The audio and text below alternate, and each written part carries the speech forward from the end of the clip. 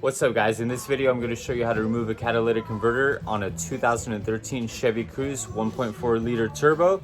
We're going to get in it. If it looks like this and it's a 1.4 liter turbo, tune in. I'll show you how to do it. Easiest video on YouTube. If I'm on your way, let me know. I'll switch with you. She's in her way, guys. All right, so what's going to happen right here, guys, we got the car up on, ramps in this case. Make sure you get it on jack stands. You want to get underneath the car. You're going to get underneath and you're going to look for the downpipe and you're going to remove 3 13mm nuts. Other than that, that's the only thing you're doing down below.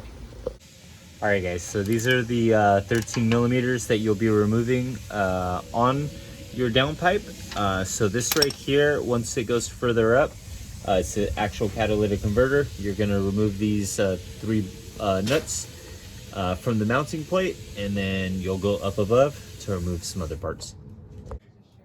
All right, guys, so how do you do this? Let's see if we got it. All right, so now we're gonna pop that. All right, look at that.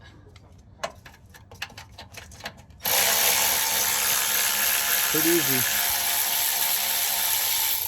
There we go. And we got one more up above. It's actually.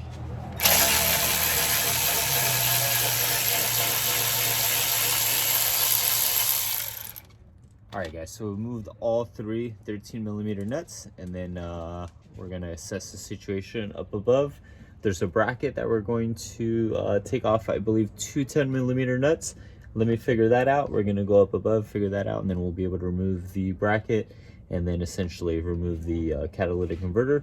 There's also a flange up above. I'll show you how to remove that too, and then that'll release the cat. So. All right, guys, so next what we're going to do is there's an O2 sensor right there. So you're gonna put an O2 sensor socket over that. You're gonna break it loose to the left because that's how you loosen it. And then you're gonna follow this cable all the way up, and you can see this is the connection point right here. And then you're going to put something in between that. You're gonna lift that up exactly like you're looking like there. And then I'm doing this with one hand, guys, so. There you go. So you're going to remove that, and then the O2 is 100% good to go there. And then this is the clamp I was talking about down below.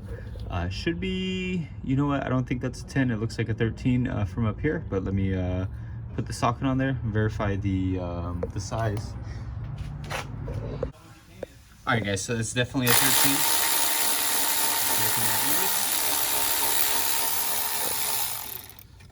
Right, so that should be pretty loose. Yeah, so remember, if you guys are doing this job, make sure that you're working on a cold engine first and foremost. Okay, this cannot be hot. It's too hot, you're gonna burn the heck out of your hands. So take that into consideration. Make sure the car is sitting for at least a couple hours before you tackle anything with the exhaust manifold or downpipes or catalytic converters, or wear yourself some thick gloves. Definitely not rubber. All right, guys, so we're gonna open our O2 sensor kit. We're gonna grab the one we're actually going to use. The reason it's cut open like this is because the wire right there, the harness, gets in the way. So it goes in a very specific way. Once you mount it up like that, you're gonna get your ratchet, break that loose. If you have a breaker bar, even better. All right, so this is the crow's foot that I ended up using, guys. I already kind of broke it loose, so I'm removing that now. Cool, so that's removed. Let me adjust this really quick and spin it one more time. All right, guys, and if you're buying the O2 sensors, or at least these crowfoots exactly like this, they're all universal size, so you don't have to worry anything about that. And we've already broke that loose. So we're gonna essentially spin it loose with our hands at this point. So remember, this right here, what you're looking at, if it's hot, you're not going to be able to do this. This car's warm, but so there goes the O2. We remove that, and I'll show you guys the next part. All right, guys, so on the passenger side of the car, you can see right here, this is the catalytic converter, and then this right here is a 10mm. So we're gonna break that loose right now. There's a nut on this side, so we're gonna break that loose now. All right, guys, so there we go. We got that going. So there's 2 of these, so we're going to locate the other end now. All right, guys, so there's one more bolt, and if you go this way, you can see where that hose is. I have a socket connected right there. So essentially, you're gonna reach up with your hand and you'll be able to feel where that socket is connected, where the nut is, and you'll break that loose, and then the catalytic converter will slide right out. All right, guys, so I used the 3-inch extension to, you're just gonna have to feel. You're not gonna be able to see, but when you feel, you'll get that nut completely off, and then that cat should just drop out right underneath. Oh, there we go. So it's a little heavier than I expected, but I pinched my finger. I didn't even have to take off this panel right here. So let's grab that cat. This is all for a p0420 issue. So we're gonna get this replaced, mount it back up, and we'll be good to go. All right, there we go, guys. So this is the stock catalytic converter right here. This is the aftermarket catalytic converter. We're going to get this installed and go from there. It came with brand new hardware. I noticed that this side had studs right there, and then this side didn't have studs, but they gave us hardware for it, so we'll be able to mount it on the bottom of the downpipe right there. And remember, this sits essentially like this when it goes on, more so like that. So we'll get it done now. All right, so quickly here, in removing the old band, it pretty much just snapped in half. I ended up trying to weld it right here on the side to keep it together. Didn't end up working that well. We were able to just get a brand new one through Chevy for 30 bucks. So that's what we're gonna do. I guess these are supposed to be one-time use anyway, or very little use, so just replace it while you're there. That's the part number if you need it. And let's get this thing installed now. All right, guys, so for you guys using an aftermarket cat, so this bracket on the underside is OEM for the car, right?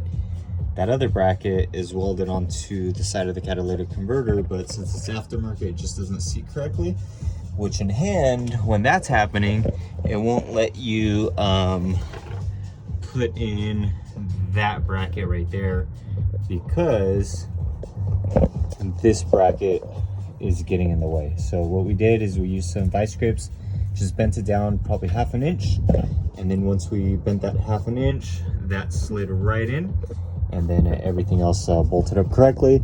We have everything just snugged loose right now, and but we're ready pretty much to torque everything down to spec. So we're pretty much complete at this point. All right, guys, so we're getting the exhaust pretty much tightened up at this point.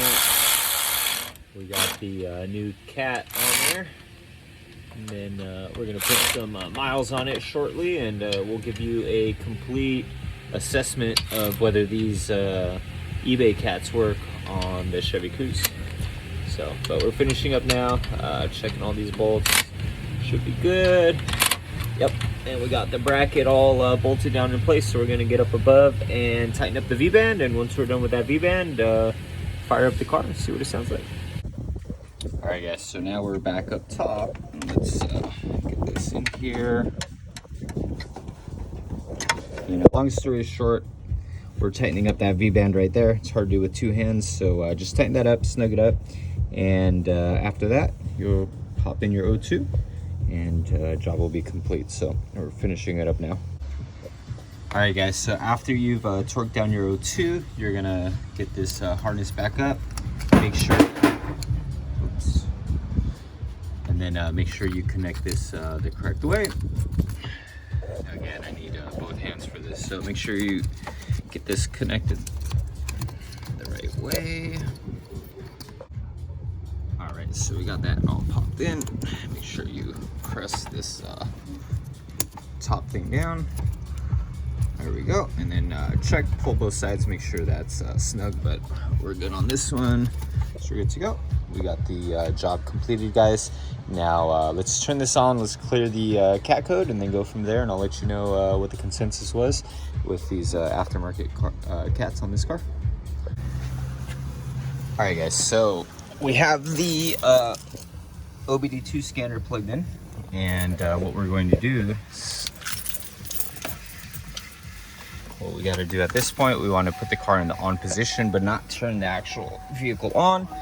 We want to make sure that our scanner is detecting correctly. Let me actually turn off this radio.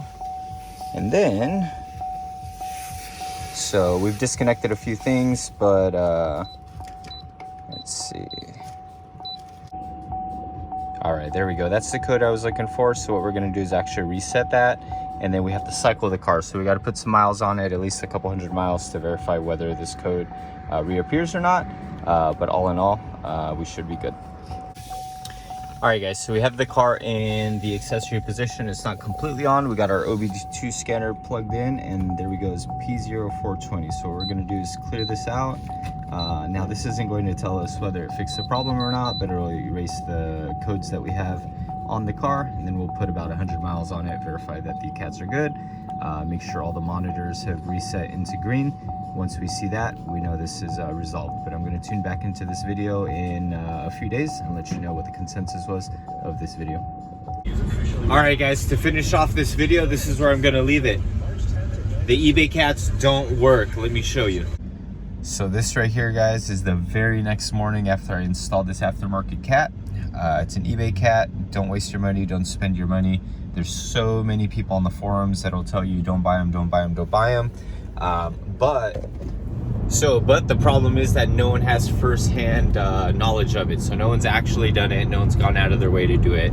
Me personally, I've had success with some in the past, not all of them. So it's kind of like a 50-50 on these things. So the consensus is that it does not work. So these cheap cats, these $100 cats, do not work. Don't spend the money. Save yourself a little bit of the headache. Super easy work. If you're gonna do this job or you're gonna install it yourself, go ahead and install it yourself. Just go with the more expensive cat, something that for sure works, or go OEM. But at least in this video, I showed you how to get it done. If you guys want, if you guys care, my channel is a used car dealer. I'm always getting into something new, so feel free to follow. I'm always getting into a mess, that's for sure.